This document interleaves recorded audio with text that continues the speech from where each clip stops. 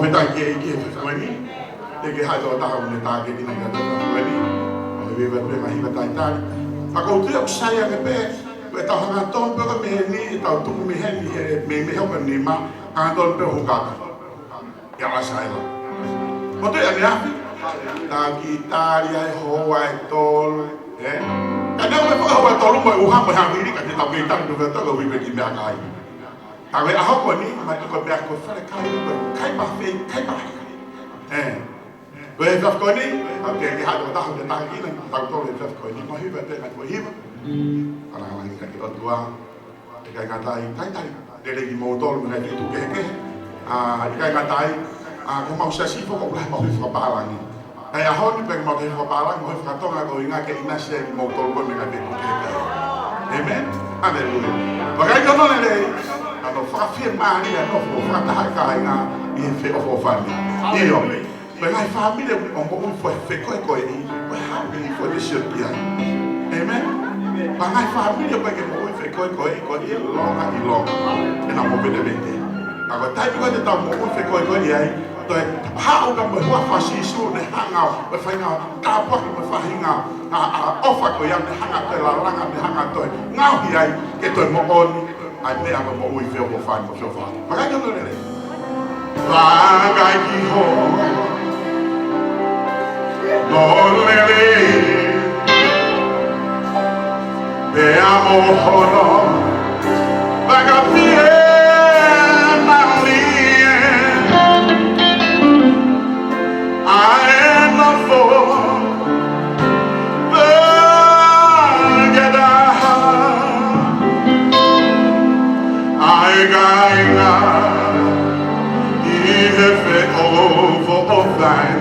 Yes, Lord. But God hallelujah.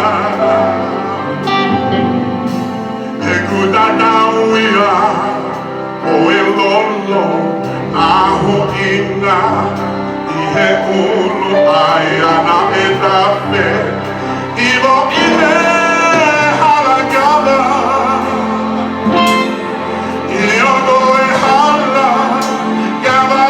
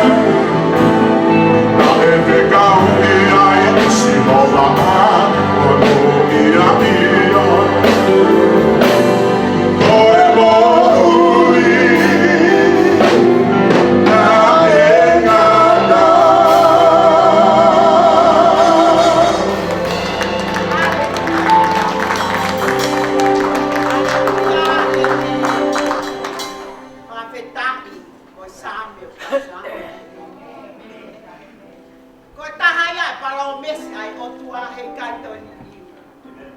Koe mo uita e ngata kia tekna utolko tape. O ku tui piki tai kia kalaisi. O kina utolu ia. O lape kia e sambe bongo.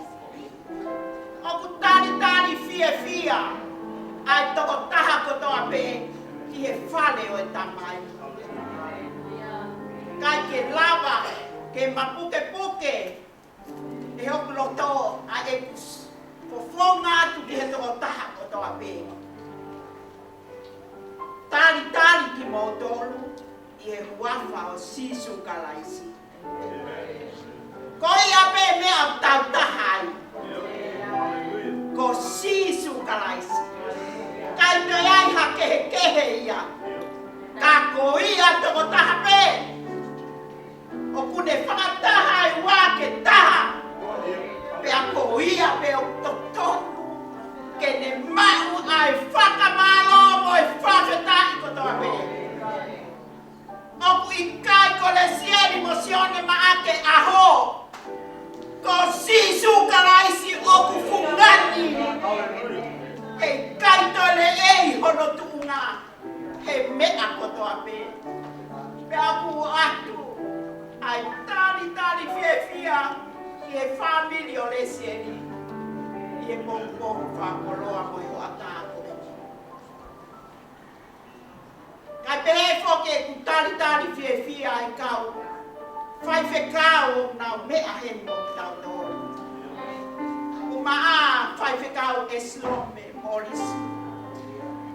Pea me Brisbane me AOG Brisbane. Mau tali fia ko ESILOME. Pea mea mo kai hena abelia. Ka mau fia. I he tali o ke whai ke hat. O kaunga fia. Ko hinga koe whoha pena ke ui ko whoha. Ko ai hana. O pehe tali fia Palestine.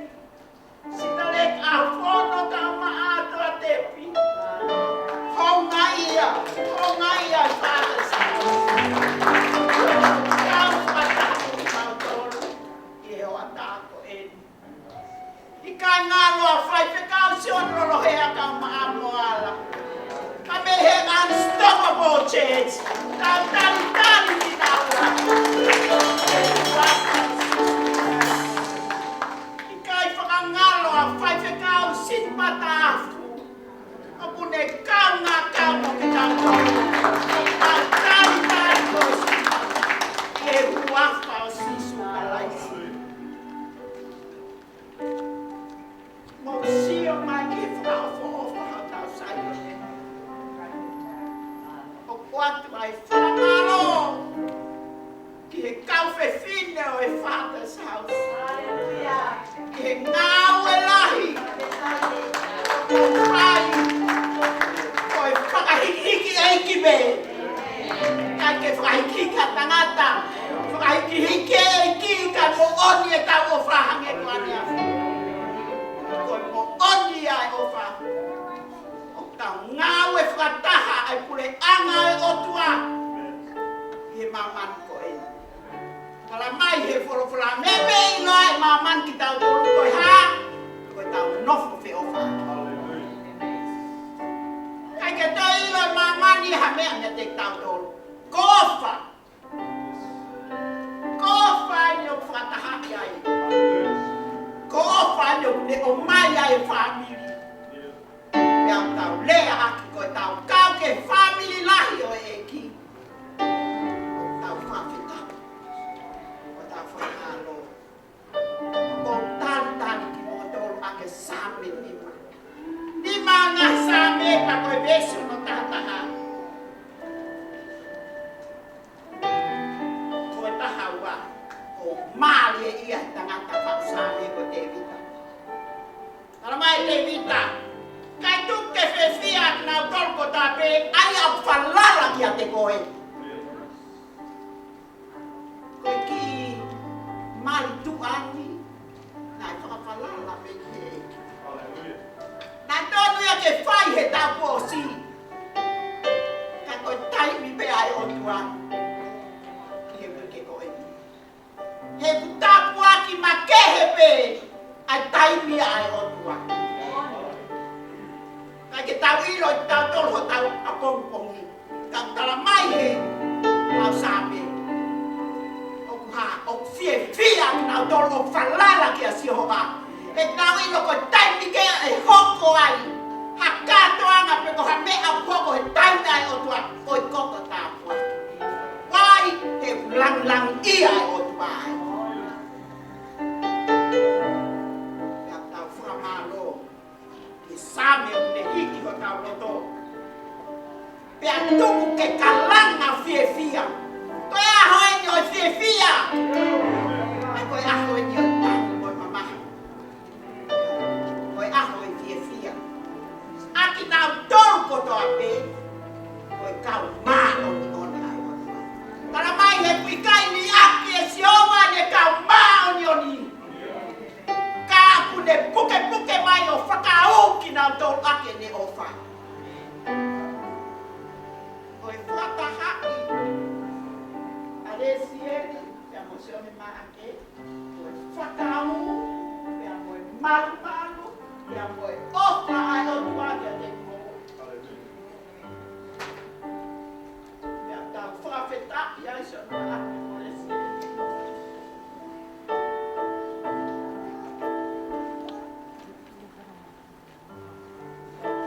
Kau nanga aku ne whakamuamu ai eiki. Tau mamata pe ane Afriko, ane raklea pe ko ane same ke whakahikiki as iso. I am blessed. Ko maua toda I loa kune mana waheke.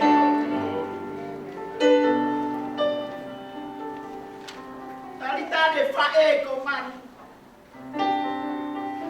Maake kau mai ki o mea mai he ope.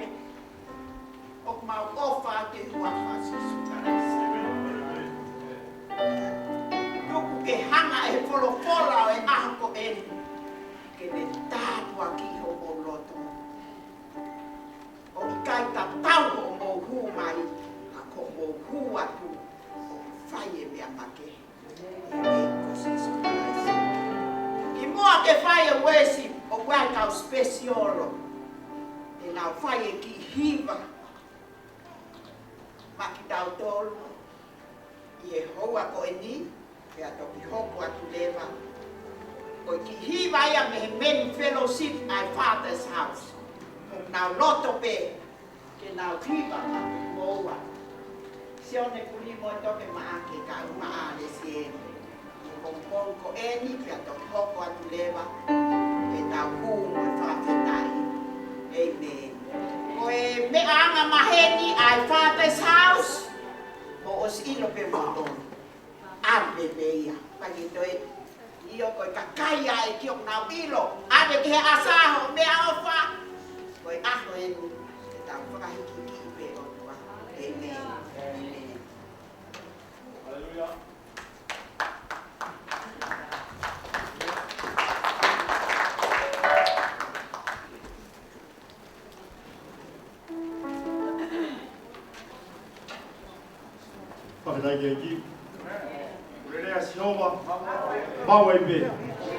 God is good all the time. Sione Maake. Pokonga wata mo e taki e principe Father's house. Atu safi na mai.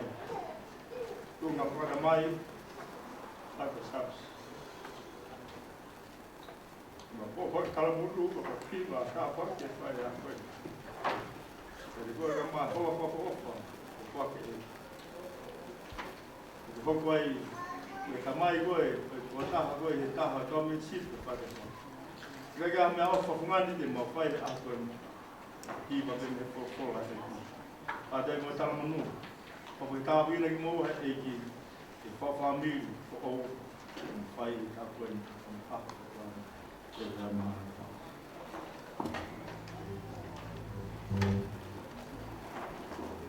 Listen to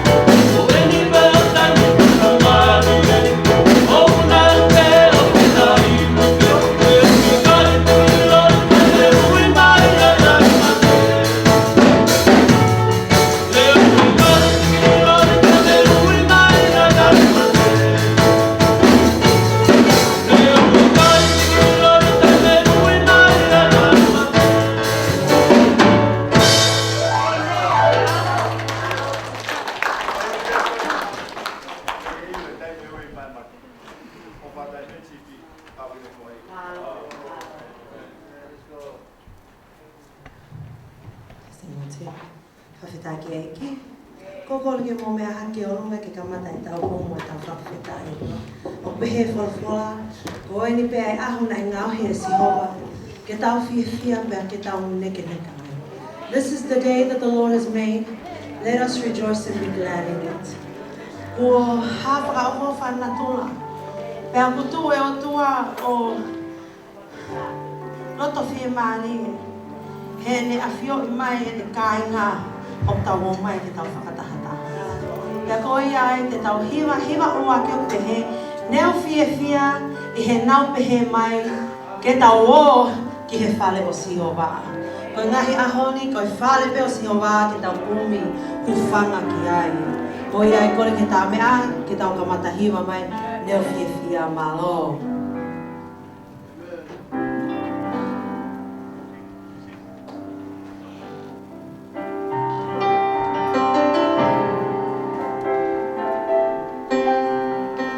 Neo fia fia, e não me mai.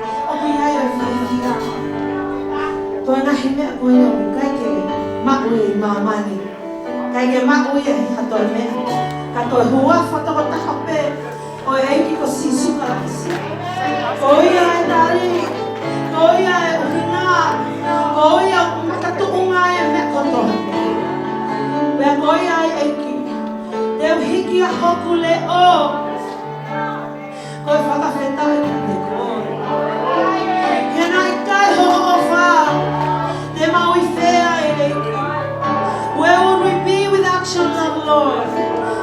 Where would we be, Lord, if you had not loved us so much? Oya kaima, whakaataha mo loto, ke ngawe mai lau mali, ke hoko, ai ngawe ai o tua, i hotau ngahi mo ui, i hotau loto loto ngawe. Ko le ke kau hiwa, ke mau hiwa mai,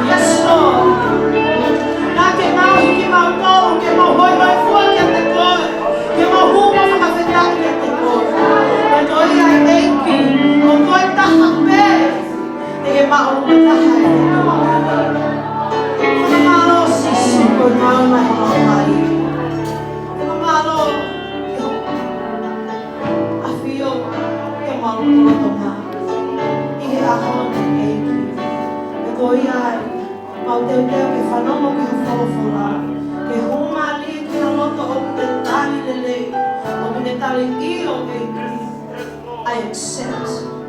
Let your word today speak into our hearts. And may we leave this place never the same again. We give you praise in Jesus' name. Amen. Amen. My Lord, we go. Kita tangata malanga o ahoni. Vai ficar o ESILOME MOLISI. May the Brisbane Assemblies of God Church Australia. Mau tai lele ko. Fuak toi tau toi fuak beha pas lele ma ESILOME.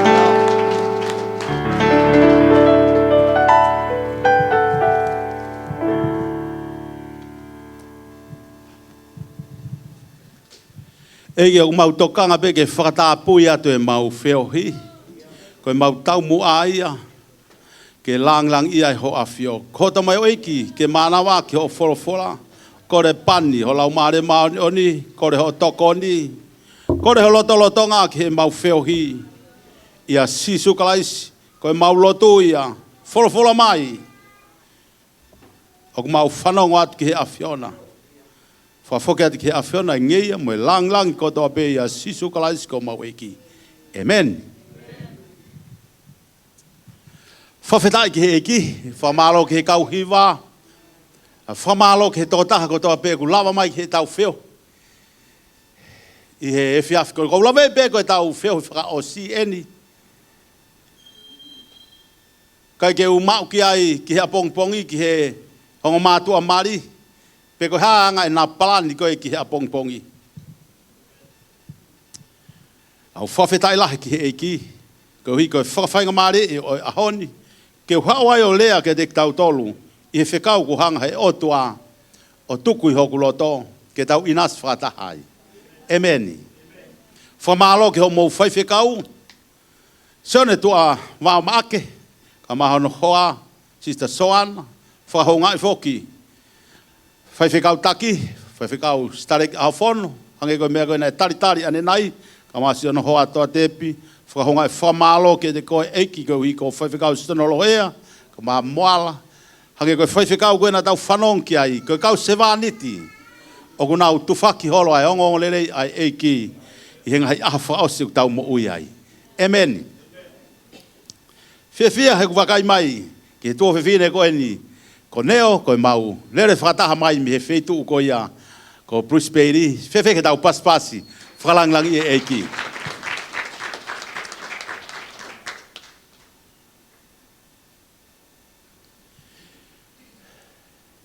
Te kai ke hoko atu ki he Malanga aku, whe tau peha ki minute nou ke whaiha whamalo ki te ki mou tolu. Ho mou loto le rei ke u hoko mai i ahoni. Mo e reo ofa o tua ke tau whanau ki ai uraki a ua. Whamalola he au pito ke rei mou tolu siasi ko toa pe.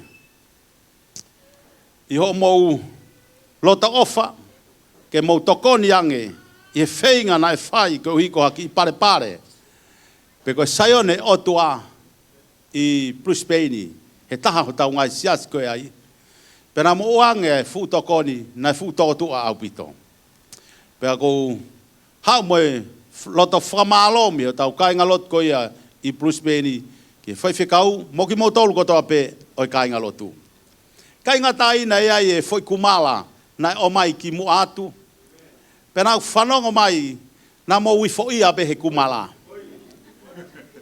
koe whahinga merie koe mau kumala o koe tatau ia mahato e kumala merie ia pato e amio pia ko whamalo at kia tiki mau tolu kotoa pena mo inasi he ngai foi kumala ko ia na lai o pito ngai familia na fraufu mo frahovare ia kia tiki mau tolu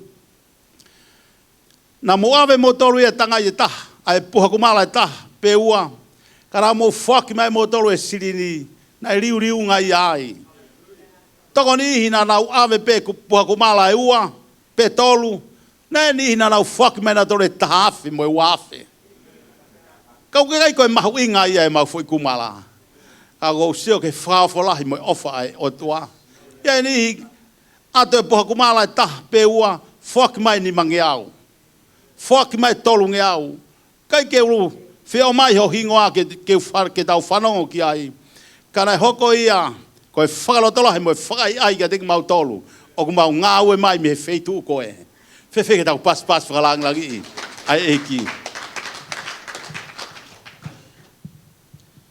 teu ki whai beha ki talaloto no ki he ku ngāue ko ia o ku whai he ko tu e whelave I pe ia mo tau whanongo koe ki he wholofola I e whiawhi koe ni. Pea ko koe kona ku tike ke mea I hoku hingoa. Ko hingoa ko ESILOME MOLISI. Pea ko hoa ko Ameria MOLISI o kui Brisbane. Pea na kulava mai mo te pola, mo ki mo puna taha ko Ameria CE. Pea aku heni fo ki hoku o whewhine taha, ai ku mari ko ia mo testimony. Pea ko fia mau pe ko ku hau o ku hen pe hoku kainga tonu pe kainga tai ko toko ua ko ni fai whekau tua wao ko ngoi safe pe ngoi malu pe ku mo ui e taimi ko to mai ken ko ngoi fia au pito he ku fa hau o vakaiat ke ding mo toru o mo kei fofonga fia pe ko tu pe ko ngata anga ni e maulere mai malu pe na to ai hamari vave mai ka mau to feinga mai he ko mau feitu o mau tori aku loka e mari ai. Ko tui ko feitu o ene o whaata e mari. Ko ia ko whamalo ki eki. Ko i ko foha ko eni. Mo ene whiri tau ata ina. Ke ulava mai ai o whahoko. E na mari I whanua ko eni. Kono ua e ku talanoa ki he ku ngāwe ko whai ko ia I Brisbane. Ko ku ngāwe ku whai ko ku toka ngā e whangasipi. Pe ko siasi o ki tau tolu e taha. Hoko koe whai whekau tauhi ki taha ho tau ngahi siasi ko ia I Brisbane. Pea nā kulave ki ai he taha e ku Malanga a neuhu he siasi ko ine o Palestini. Whai hoku oski, ose o singa maari e mo hoku iwi ke whenga I ke langhake a siasi o eiki. Pea nei toku whaahe eiki hoku mata. Pea uilo ai whaunga to tonu ke whaia ki hono langa o siasi o eiki. Pea ko whamalo lahi au pito ai, ke lang ia pe ai eiki. Ko ngāwe ia ku whai, koe ke ngāwe paanga, koe ku toka ngai pe ai taha, ho tau siasi ko ia Brisbane. Hoko ki ai koe ku ngāwe whika ua, koe business e ua, o ko toka ngai, mo ngāwe ki ai Brisbane. Business whika ua ki, koe business ai otua. Koe business whika ua, koe whakatau matalai a kau. Kok hoa, koe ne ngāwe ia ku whai, koe ngahi matalai a kau, o whakatau atu ki he kakai. Pea koe ku ngāwe, pea koe ma business ia ku whai, mei koe aho kotoa pe, koe ku hau o tokoni ki ai, pea koe talango fua ki hene ngahi pui kotoa pe, o koe ulawa pe o hai e whalawa, ka koe ke tatau e ne whakao wha, mo ene ngāwe koe ia ku whai. Pea koe ia ku wha mau ai ma ki seniti o tokoni ki ho ma family, pea tokoni foki ki ho tau siasi. Whawhetai ai ki eki. He taimi koe nā ku hau koe ane afi ke whai koe ai tau mari ane afi. He ko au o ko mahi no yang e au ia mou tolu. Whekawaki moe whalawa. Ha mea pe whekawaki moe matalai akau. O ko ilo ia e au e hingoa e matalai akau ko toa pe. Hange au ia ha whewhine e ku ilo i ko ia tau ene hongo fulu tuplahi e mangau e ki whalawa. Tau i he koe ane afi. Nā ku whakasio horo ane afi. Ke usio ke matalai akau mahu inga ko ia. O tau whakamanat ko ia a pongpongi. There's a very big day coming up tomorrow. Ko aho Valentine ia. Don't forget ke pai how red roses. Ko lose mahu inga taha ia. Ko hawa ane afi. Whakasio pe he kau flower ko ia. Laini tamai whewhine. Osi hake nau tolu he alu. Kai kia ha flower red roses e ia. Ha wheituu.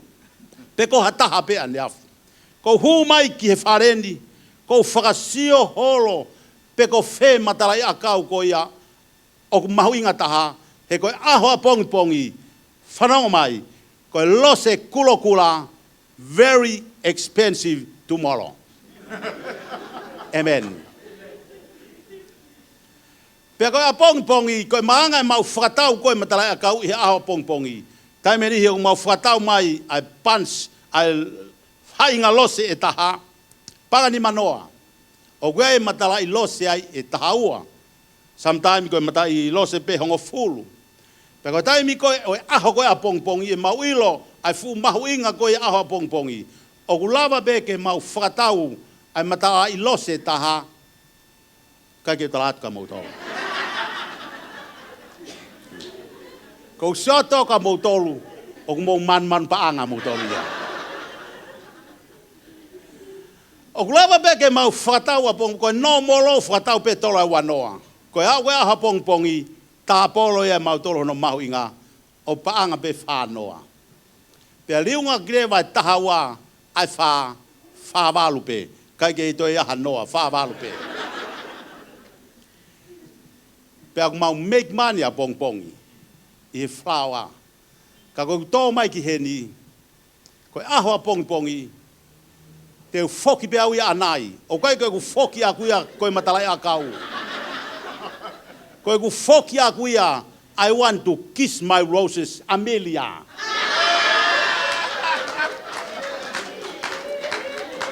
Koe ku lose ia, o kui kai kei heni ia. O kui Brisbane e ku lose ia.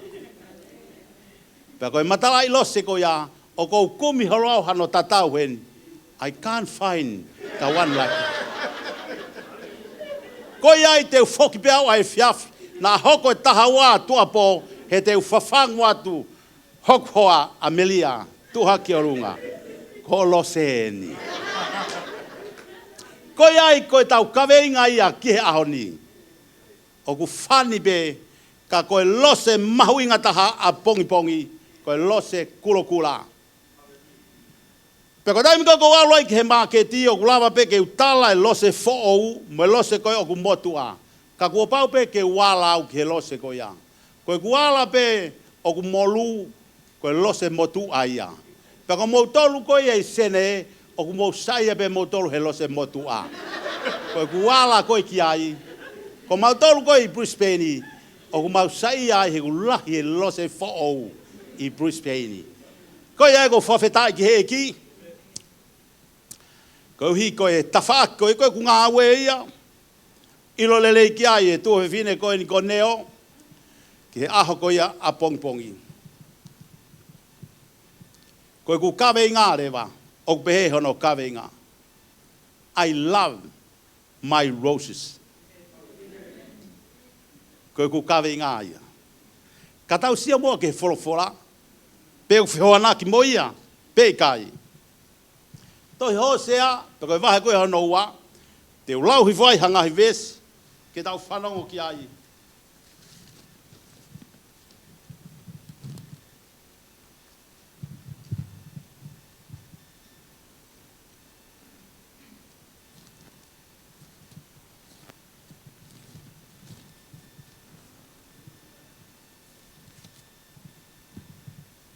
Ko loto ke u kamata me vese no tahafa o osi ki hono ua tolu e konga.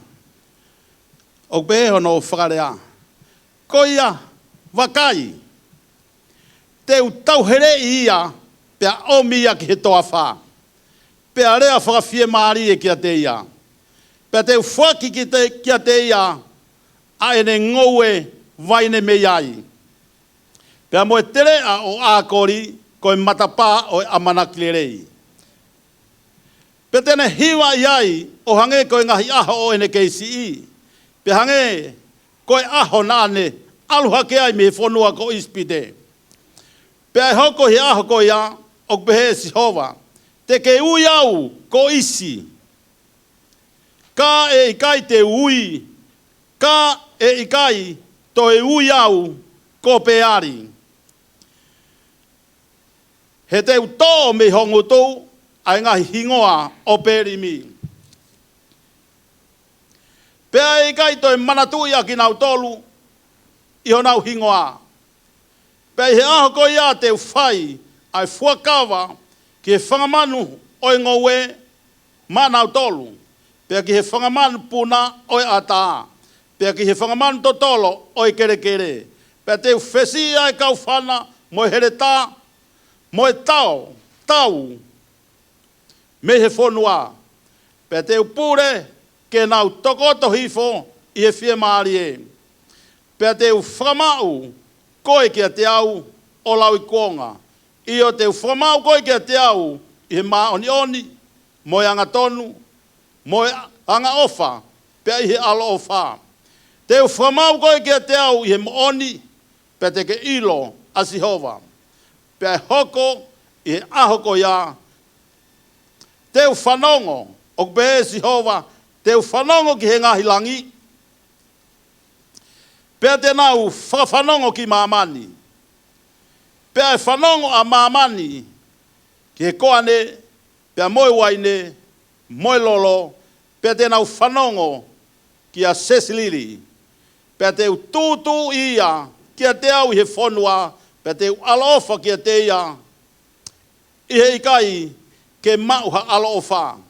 Pea te upehe kia te nau tolu, na ikai i hoku kakai, ko hoku kakai a ki nau tolu, pea te nau pehe, ko mau otu a koe. Wholofola hono ua, koe ua korinto, pakai wahano ko furu mātaha.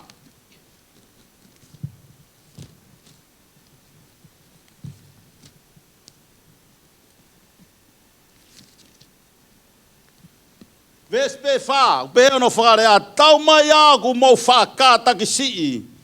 Au i he eku ware, io. Mau kātaki au, he kua whaa kia tengi mau tolu, i he whaa whakaotua. He kua whakanofo aki, mau tolu, ki he unoho pētaha. Koe uhi ke atua ia ki mau tolu, koe taupo au maa oni kia kalaisi. Ka kou manawa he. Te ria nā hange ko hono oloa, e he ngata hi ene kāka ia iwi, e pehe ai whakahala, ho mauloto mi he angatonu aia, o ku ia kalaisi. Ves whakaosi. Pea ka pau, moni o ku malanga aki, e ia kua watu, a sisu e taha na ikai te malanga aki, pea ka pau o ku mau mau, halau maari e taha aia na ikai, te mau mau, pe haongongo lele e taha na ikai, te mau mau, pea nei te mau wha kātaki ia. Ngata me iai, ai wholofola, o e whiawhini.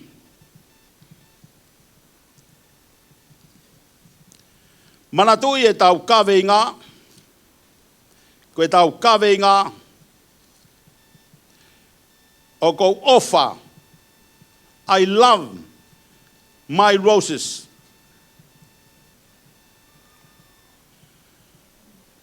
Koe talanoa koe ni o ku mea i pe e he tokolahi. Nau whekuki mo e talanoa koe ni he nai kei ke uloto au ia. Ke malanga aki ai tohi hosea. Ko hui o kui kai ke whianga ia mo e ku whakaukau ki he aho koi au e mari. Kana hanga pe he e ki o tau tuku pe i hoku ata mai mo hoku loto. Mo ne whekau i pe au mālohi ke manatu pe ki ai ko e whekau ia. Ves ko ia hono taha whahe toi hosea. Wahewa. Tala mai he wholofola. O kou hanga o tauhere i koe. Ko koe ku lose koe. Ko koe ku pere koe. Ko koe ku ofa anga koe. Koe ku mea ku whai koe o tuaeni. Ki he kaka Iseleri. Katoa ki mautolu, ko ku ofa anga ki mautolu. Koe ku whaunga koe o ku whai ke omi ai ki mautolu, ki a te au, koe uihi kua mau he ki mautolu ia, o toi ofa ke he ngahi o tua kehe. Mau o tua ke mautolu ia peari, pea koho mau ngutu, o ku mau lea peari pe. Mau lea ki pe ho mau o tua he taimi kotoa pe. Pea ko au si hova, o kou leat ka te mautolu he ahoni. Koe ku whaunga koe kia ki mautolu. Hei kai te wanga o whakamalohi mai ki mautolu. Kai talang he otua. Kere whanau ki Iseleri. Hosea. Talang ki he kakai Iseleri. Hei kai te whakamalohi mai ki mautolu.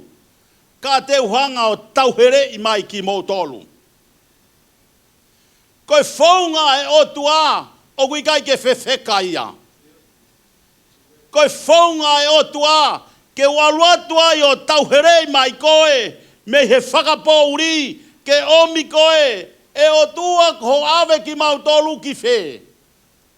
Tara mai he otua te ave ki mautolu ki he toa wha. O gwea e himi ai Wesley ana ni mangea wono.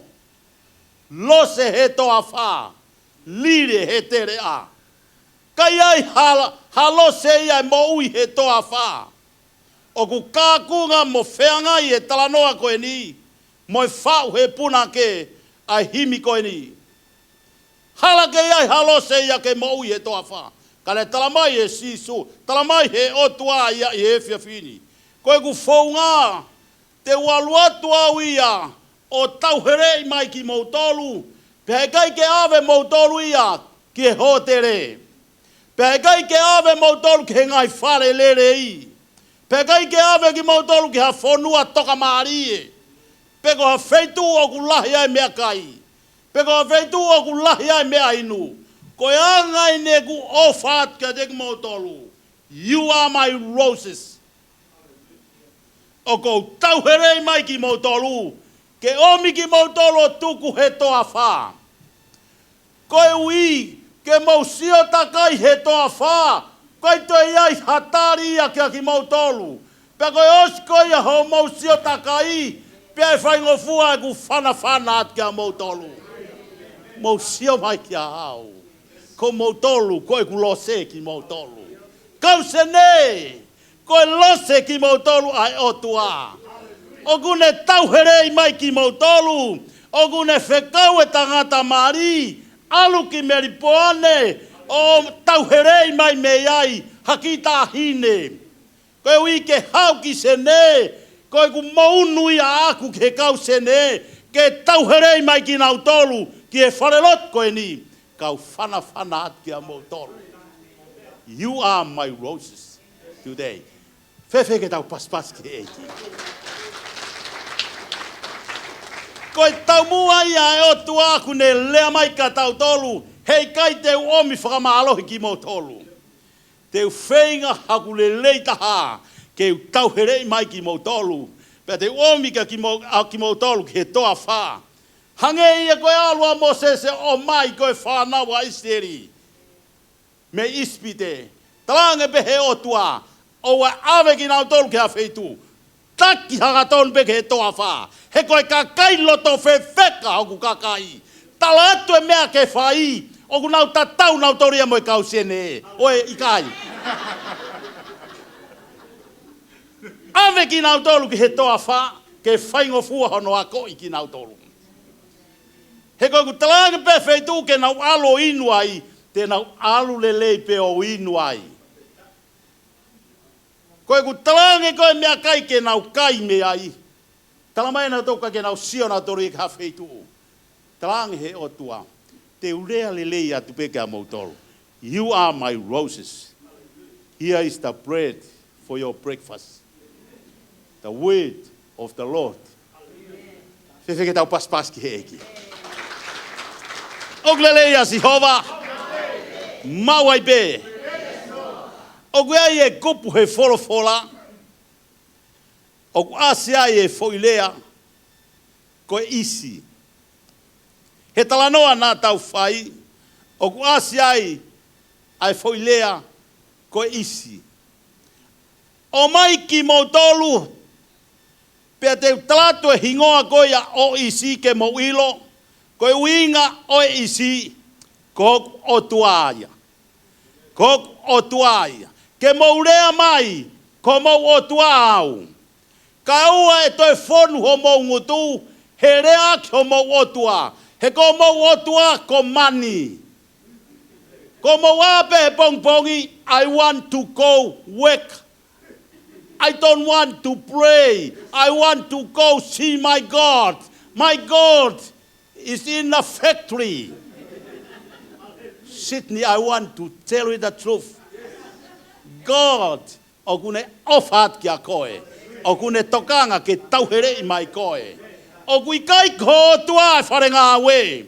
O kui kai ko tua e paanga. O kui kai ko tua ho whanau. O kui kai ko tua ho whare. O kou whana at ke re koe aoni. Kou Siova, ko o tua au. Whanau mai e ku lose. E ku ngahi lose ko mautolu. Ko ku ofa anga ki mautolu. O kou whampe ke talatu e ku ofa. Kia dek mautolu e aoni.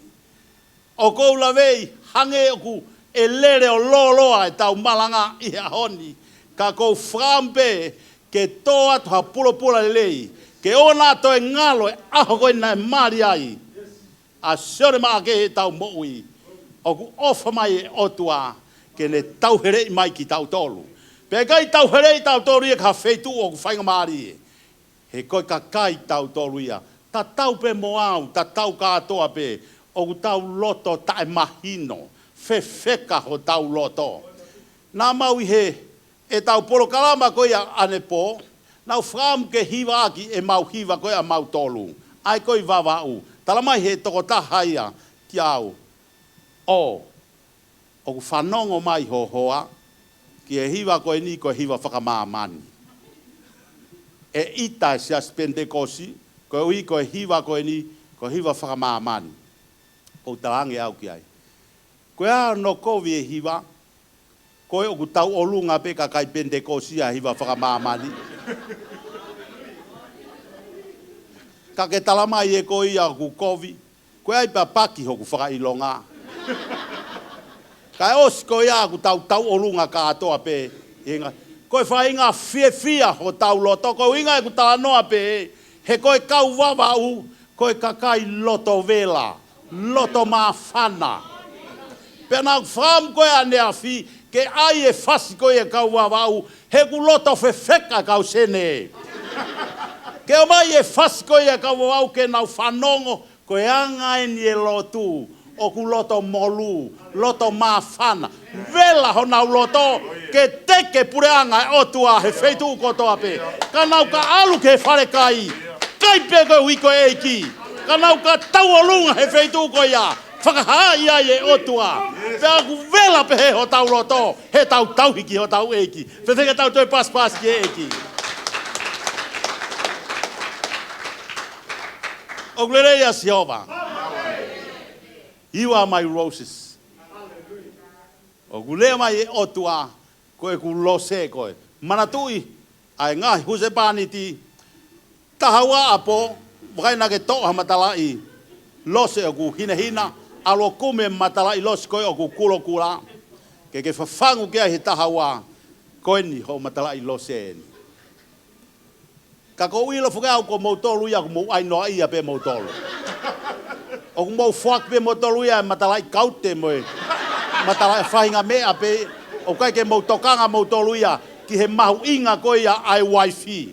O ku mahu inga au pito a Lesieli he ahoni. Kono uinga ia ku nofo pe ai. Hono hoa he tafa aki. O whakau kau pe ki he whare. Floris pe ko wheha wheitu. Te walo whakatau mai me ai. Halose ke whaki anai. Ki hok hoa. You are my rose. Lesieli. Koe lea ia. A Sione Maake ia honi. O ku wana iki mai re ofa o tua.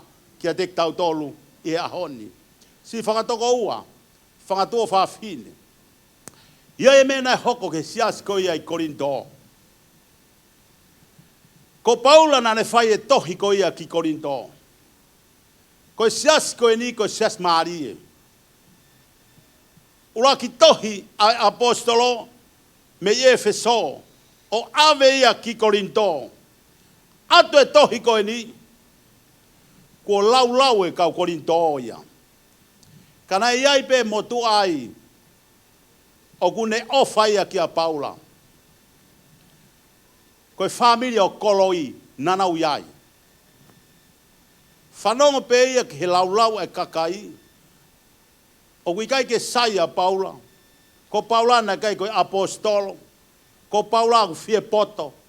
Ko Paula ku fefe. Nau talanoa tuku hifo a Paula. Pea ko kamata ke mawaeua e siasi. Ko tui e kakai e ni ki he. Pea tui e kakai e ni ki he. Pe hanga e Paula ku pe kau whatatolo tohi tāpua. Ku e konga he tohi ua. Korinto o ku more me ai. Kau kai koe mea kou tokanga ki ai. Nane ave ai e tohi kia taitusi. Ke toi alu ave ia ke sias koe e Korinto. Ke whakamahino le rei kia tek nau tolu. Ai mafu koe ia o e apostolo. Whairewa e Paula e tohi. O ange ki ai ke alu mo ia. Pena e nofo pea Paula I Efeso. Talamai he whakamatala koe ia o e talanoa. Kai ke fie Maria a Paula. Toi loto a Paula ia. Ke alulalo ia. Ko I ke whai mo sio ka taitusi ne foki mai. Ke hao moe ongo ko ha mea ku hoko. Ke sias ko ia e Korinto. Lue takai ha ke a Paula aurake ia I Mastonia. Ke na whetauraki ai. Soto a Paula. Ko e tamai o e kieni. Taitusi o ku ha. Mari fie mai. A taitusi. Talamai e taitusi. Paula.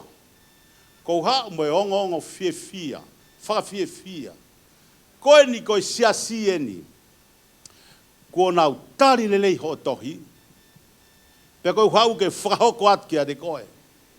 Nai mau pe ia ki mua. Ka koe ni ko nau whakatomala. Ko nau kore whakamore a mai he aho ni Paula. Whakamore. Whihalaki e mau. Ka koe ni ko mau tari ho. Ai tohi koe e nake o mai.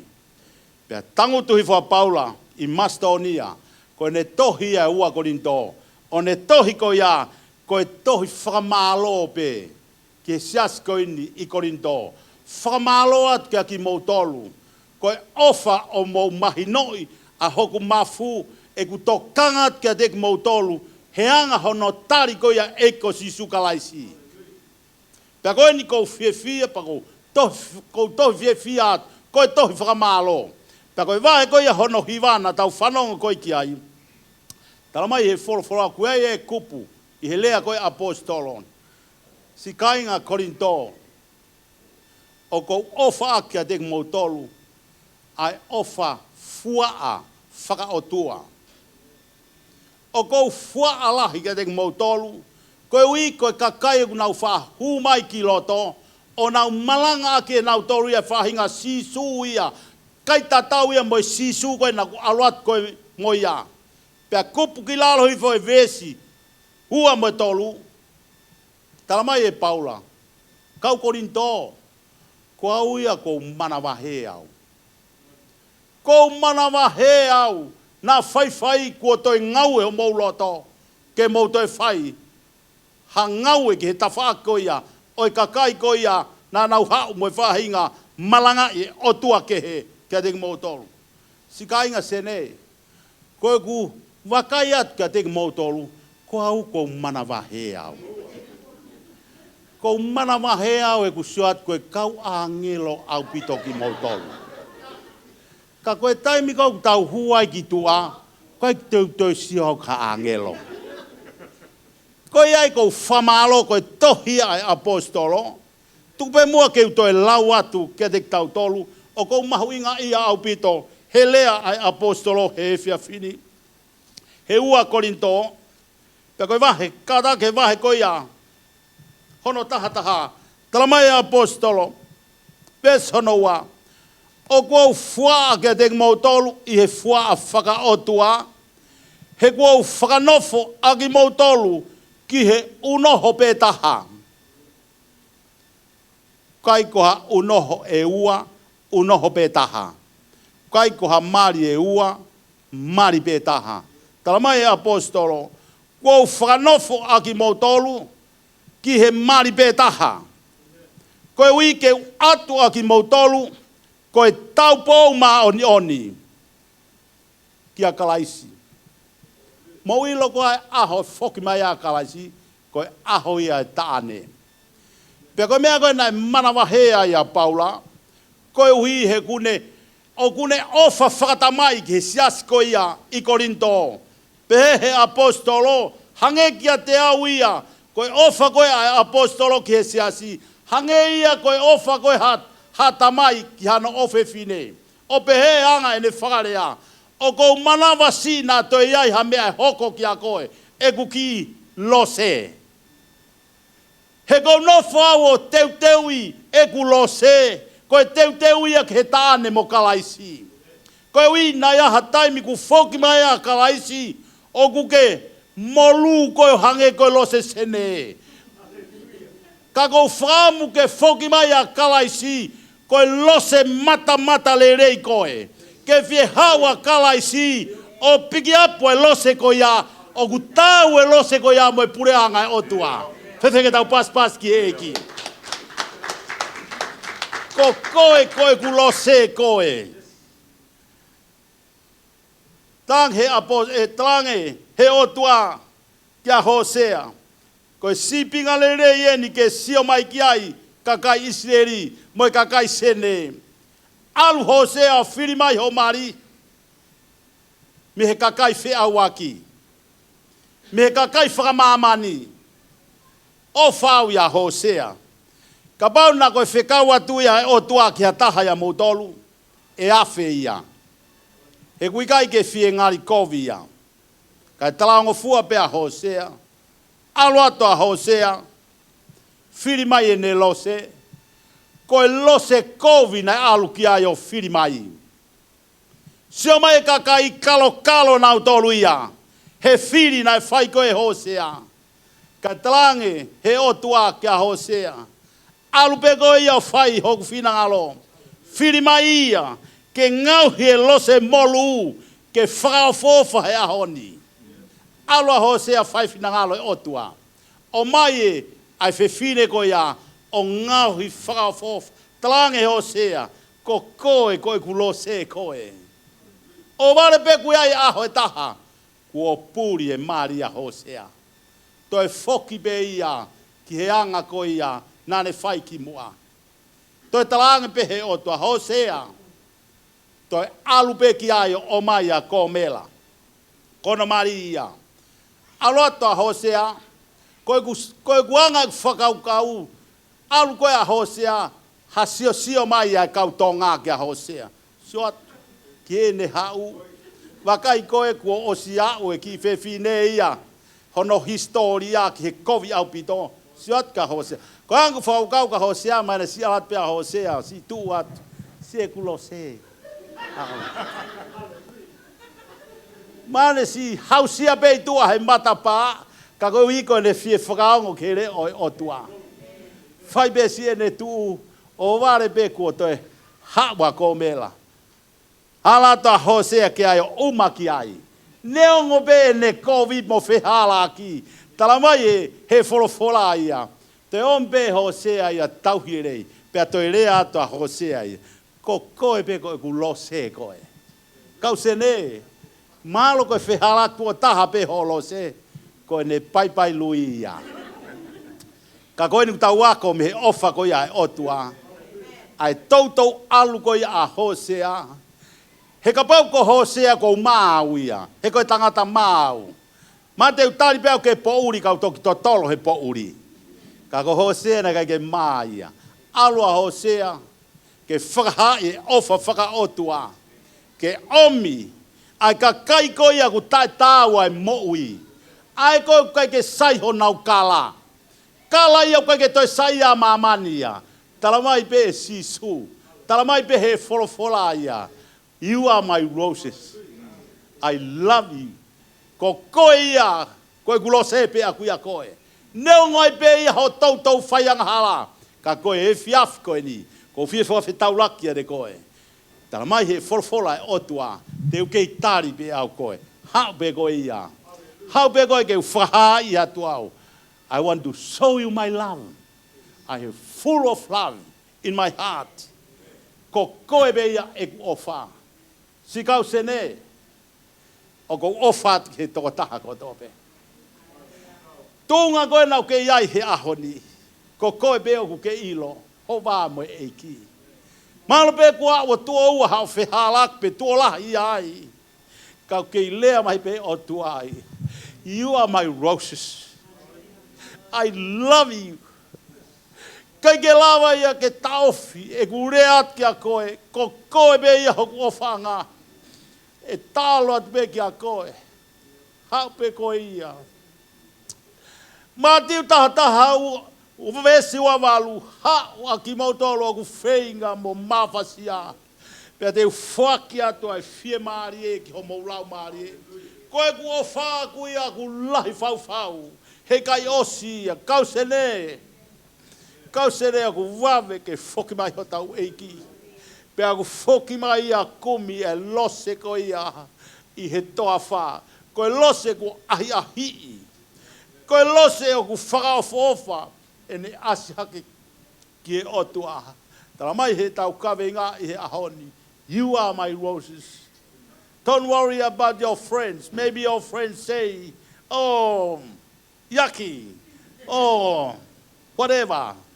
Please listen very carefully. God said, I love you. You are the one. You are my roses. Oh, pwede ke tau pas ki eki. Koe mari, koe mea iau whakaotua. Pea koe mari, koe pau ia ke tau ofa mo oni. E koe o tua ia, koe ne ofa mai ka tau tolu. O kai ke sio mai ia ki he tau palaku whangai whakatapu. O kai ke sio mai ia ki he tau tono nou. Tene ke iui mai be ia, foha, foki mai. Ke ata pe matapa. I just want to remind you, one day, the door closed down. Hange ia koe mātiu, wani mā, tau pou poto, mai tau pou ware. Aho pe ko foki mai ektane, nau kaila koena koe tamasi mari e na kuhau. Nau lere ko to ato whawhetau laki ki ai. Tala mai, nai hupe ki nau tolu koe ia ku mau. Ki nau tolu pe koe lose whakaofofa. Nau hu ki loto. Ki he kātoanga ko teu e otua. Pe haurewa toko nima. Hongo mai ai leo mei loto. Mo alu ke sopingi. Ai koi Bankstown. Ko mi ai ha whare koro au ke iawa. Whakatau mai me ai. Ho mou lolo. Ko ne ospe ko iapa mo foki mai. Nau foki mai. Tala mai he tala noa. Tāpuni e matapa. Ko ni be aho. Ke whapapau i. Ai ofa ai otua. Ke tau tari io ki ai. Fefe ke tau paspasi. Whakalangangi i. Ai eiki. O ofa mai otua ko wongo i. Ai ofa ai otua. He kai motu ia. Ka iai pe aho e osi ai. Ka koutui ko ho whainga maari e ni. Ke tau tari io ki he eiki. Iai nai hataha o kune loto. Ke ne tari ai eiki. Ke hoko ia kono huse paniti.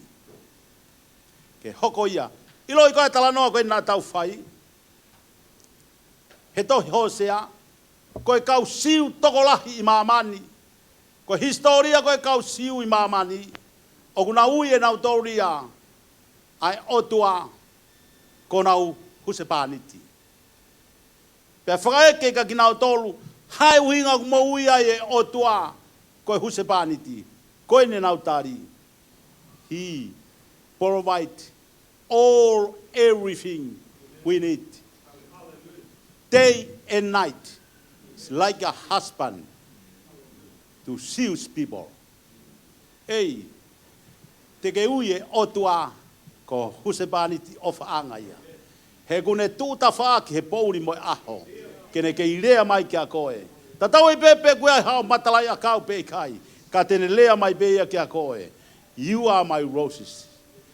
You are the best ki he otua. Whewheke tau toi paspasi. Whakalanglangi eiki. Ko whi e whakawhi kau tā mea. Ke nao mai. Ko tui pēo kua watu. Ai maf ofa e otua ke re koe i he whiawhini. O kune tokanga ke a watu ene ofa kia koe. Mo a watu ene mahi no ki e toko taha koe toa pē. Ko koe hono ofa anga. Ko au hono ofa anga. Tau whamalo ki eiki. Koe hui koe polo kalamana e whau whau.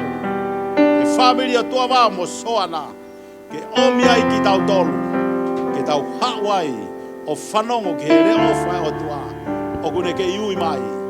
E tala mai he otua kai ke u whamalo hi ki mo tolu. O mo tō mai pe koe ki he toa wha. Te u whana atu ki mo tolu. Hau koe. Tokaan koe pe koe hainu.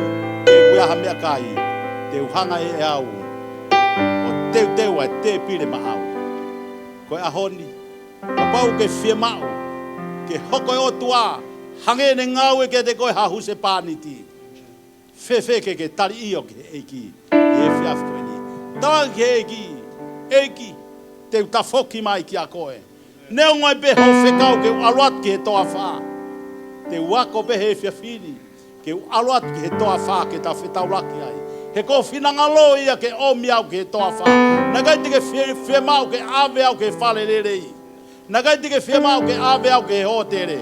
Nā ke whakamu ke tauhere i mai koe. Ke tō mai ki he toa wha. Koe hui ke whie whanongo mai ai ki au. Whewhe ke tau kata ki hake ki olunga. Kore ke kau hiwa ke tau hiwa mai ko hiwa ta. Ko ato e pōre koe niki hata. O te ke mā. Kau ke loto rewa ke whaiha lotu ki a koe. Ke whakapapau i e tau mo ui he ahoni. Ke tau whia ke tau tari io ki eiki. Whewhe ke hiki hake honi mā. He wheitu o kuke i ai. Hiki ake honi ma he wheitu ko i aku ke i ai. Malo pito tui honi ma ki lalo. Whapapaui e a honi. Otua. Ofa ti a koe. Hange ha ofa mai e tau tamai ke dek tau. Hange ha ofa whahu se pāni ke dek tau koe. Kau ke whiemau ke whai halotu ki a koe he whiawhkoeni. Ua tā orita. Hamua ke whai hata lotu. Hamua ke ta whamalo ki he otua.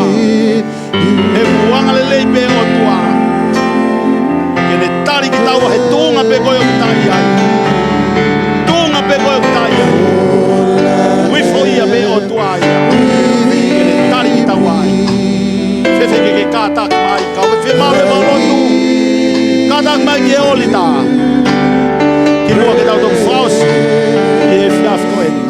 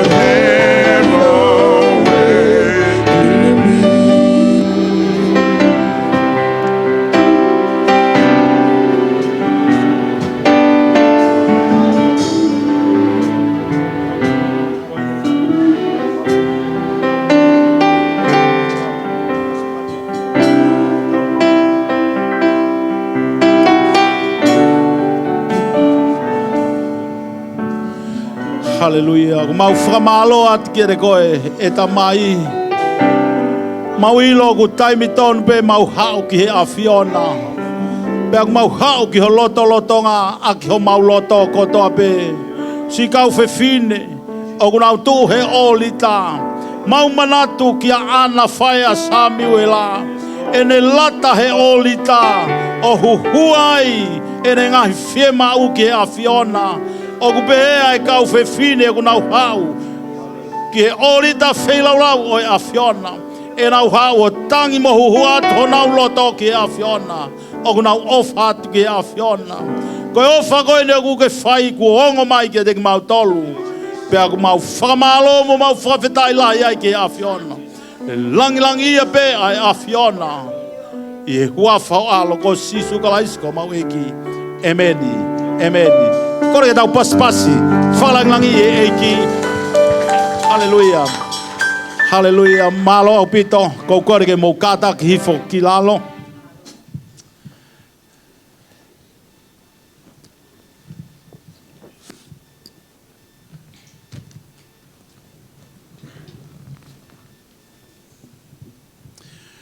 Ko e whainga maari e koe ni, e whai aha lotu Maake. Mai ongo mātua mari o e tau kemi, o e tau ngai whakataha koe ni o ku whai, e whai aha tau lotu. Kore he ki ke ne tāpua ki naua, e whanonga loloa kuna amanaki atu ki ai. Pea ke mui whanonga hano lau mari e, mea kotoa pea kuna whai ke monu ia. E ko whi whakawhei, Sione Maake ka mā, Lesieli Maake, ke na kātaki mai, ki moani. O whi whakawhei mua e whaiwhikau taki, whaiwhikau stareki awhono, ka mā whaiwhikau Sione Rolohea. Ka bau ki ai moha toi whaiwhikau heni, o kuke i heni. Ko ki tau tolu koe kau sevaniti, koe kau tu pou ki he ngāue ai eki. Ka pēwho ke whaiwhikau tauhi, ke whaiwhikau tua wao, ke ni kātaki mai, ke whaiha lotu, whaiha hiriwhak nima, ki hongo mātu ani. Ki mua ke tau toki whakaosi.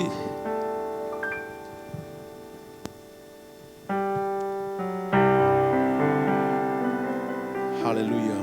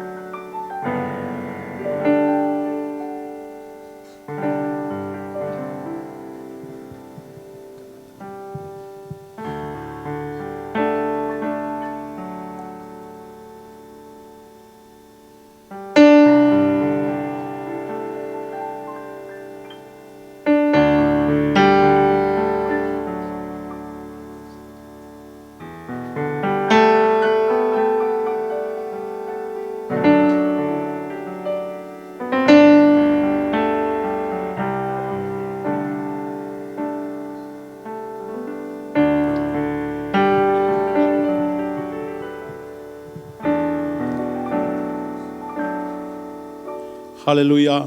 Ko kore peke te tau tolu, kainga lotu. Whewhe ke mawhao mai ho maunima. Tau whaiha lotu. Ke tāpua ki e o mātu ani. E otua, he whanonga loa na amanaki atu ki ai. Sione Maake, ka mā Lesieli. O kui kai palo mesi mai e otua. E whaingo fua e whanonga. O kui kai ke palo mesi mai e otua, te mo alu ha more pe. Ka koe tau lotu, ke hoko mai e ofa whaka otua o tūwaha ia ia te ki moua. O ne hoko i ki moua koe seini o mālohi. Ke taime o whaingata, he kai lava ia o mawea, he ofa whaka otua. O kui kai koha ofa whaka whamiri. Pe koe ofa whaka kakano, ka koe ofa whaka otua, koe au tau lotu ki he otua, ke ne haia ki maua. Pe ke huhua ono lau maari e maa onioni, pe hoko mai hono tātā, o wari tātā ho momoui, Koe hui koe whanonga ku amana ki atu ki ai. Koe ia hoa koe ni te tau hanga ki e otua. O whai e lotu whamalo mo lotu whawhitai. E otua ku mau hanga atu ki e a Fiona. Koe hui koe whaosieni. E mau polo kalama. Moi husebani te fōu koe ni. Ka mai waifi fōu koe ni. O mau lotu ki he poto whakaotua. Whakawhonua ki ho tamai o eki. Pea pe ki ho kaunanga. Ke na mau e poto kui kai koe poto whakai mamani. Kai mau e poto ku whakalangi. Ke na ilo kei mamao ai ngāwe kovi ai whiri. Pea na kalo ai. Koe uhi ke hao e na moui. Hao ai e na laumari e ke pureanga o ea Fiona. Tāpua ki mai ma Sione Maake. Pea tāpua ki mai ma Lesieli. Ke hoko e na moui. Koe tāpua ki he siasi o ea Fiona. Pe ko whebea veitu tēnā whanonga ai. Hai a kinaua ai ofa whakalangi. Hai a ki kinaua ai ofa whakaotua. Pea ke ufi aki ho tātā e na moui. Wheitu koto pete na i ai. Mau lotu ho malui. I longa hangawe kovi ai whiri. O mau hai pia ka puske mama o ia. Mi he hala whanonga o Sione Maake. Ka maa Lesieli. Hoko moui a Lesieli o hange ko Lesieli he wholofola. Koe whewhine o ku whawai vai. Kia se kope. Pia hoko moui ho tamai o eki. Ke hange ia ko Sione he wholofola. Koe tangata ku mataloloa. Kene sio kei mamao. Oh, koe ui ke whahawhi hona whamiri. Me taimi ku ngawe kovi mai ai. Ai whiri ki ena moui. Eki ke hoko e whamiri koe ni. Koe whamiri whia. O ku mau lotu ki hea Fiona. Hua mai ki hona loto. Ai loto whia. Mo loto tui mo amanaki lelei ki hea Fiona. O ku be mau whamu. Hoko mai ai a Fiona. Mua pia ke mui. Tu he tō he māmo e tō matau. Awhi e na moui. Pia ke mau whanonga whakataha. Oa mua na ke riaki ki na ua. He kai tēnā mawha malawa ha mea. Ka ke mau whanonga mo ki na ua. He ahoni. O au ki a aho. Te ke ui ai e na moui. Ke na whoki atu ki apina. O be mau lot. Me mau whamalo. Tunga i o alo, ko sisu kalais, ko mau eiki, ka ko mau whamui, emeni. Ko le tau paspasi, whakalangi e eiki.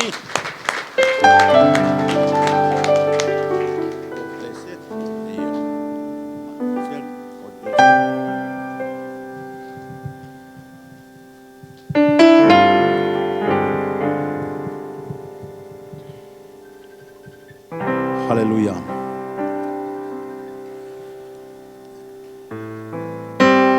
O sia da o polo kalama tau hanga ki eki he lotu e o tua mafi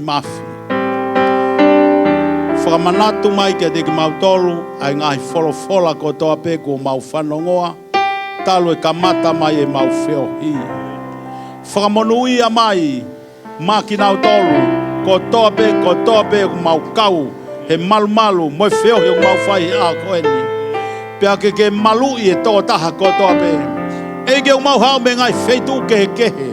Paku amanaki ke mau mātuku, mau whawhei ho lau maare maoni o ni. Ke lotolotoi ki nau tolu he nau mātuku atu.